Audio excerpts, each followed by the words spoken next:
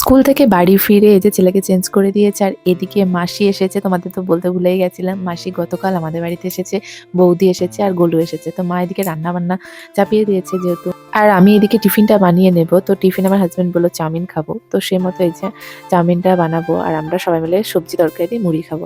তো এই যে তিনজনের মতো চাউমিন বানাবো। আর আজকের ওয়েদারটাও কিন্তু দারুণ, ঝিরিঝিরি বৃষ্টি পড়ছে, ঠান্ডা আবহাওয়া, খুবই ভালো লাগছিল।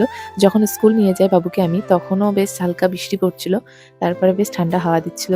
তো এইদিকে আমি এই যে চাউমিনটা বসিয়ে দিয়েছি, আর আমি এখন বেশিরভাগই সাদা চাউমিনটা করছি, মানে হলুদ ছাড়া। তো চাউমিন বানিয়ে এদেরকে মানে বাবুকে খাওয়ানোর জন্য দিয়ে দিলাম গোলুকে, আর আমার হাজব্যান্ডকে দিয়ে এলাম। আর এদিকে আমরা মুড়ি তরকারি নিয়ে খাওয়া কমপ্লিট করে ছেলেকে পড়তে দিয়ে এসেছি।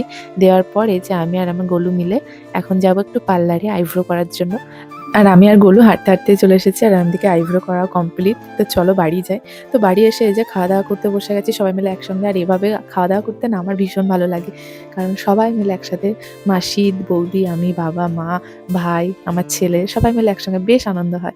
তো খাওয়া দাওয়া কমপ্লিট করে একটুও রেস্ট নিইনি, এখন করব ভিডিও শ্যুট। তার জন্য গোল্লুকে বললাম যে আমাকে একটু সাজিয়ে দে, ও খুব সুন্দর সাজায়।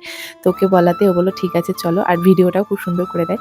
তাই আমি বললাম চল আমাকে একটু রেডি করে দিবি। সে মতো এই যে আজকে একটু অন্যরকম লুক করব, তার জন্য এই যে সমস্ত শাড়ি গহনা সব বের করে নিয়েছি।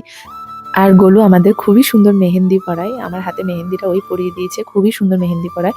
তো এই যে দেখো মেকআপের সমস্ত জিনিসটা বের করে দিয়েছে। আর এদিকে ছেলে ভীষণ বিরক্ত করছিল, তাই ওকে দুধ দিয়ে ঘুম পাড়ানোর চেষ্টা করছি।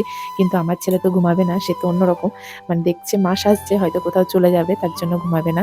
তো এই যে ভিডিও শ্যুট করা কমপ্লিট, এখন মেকআপটা রিমুভ করছে। আর এই যে দেখো মুখের অবস্থাটা। তারপরে এই যে অনেকক্ষণ লেগে গেছে, সে দুপুর থেকে পুরো সন্ধে পর্যন্ত। তো সন্ধ্যের চা তো খেতেই হবে, মানে প্রচন্ড খিদে পেয়ে গেছিল। তো এই যে চা আর এদিকে মুড়ি মাখিয়ে নিয়ে চলে এসেছি। তো আজকে সন্ধ্যেটা এইভাবে কাটলো। কেমন লাগলো ভিডিওটা কমেন্টে জানিও।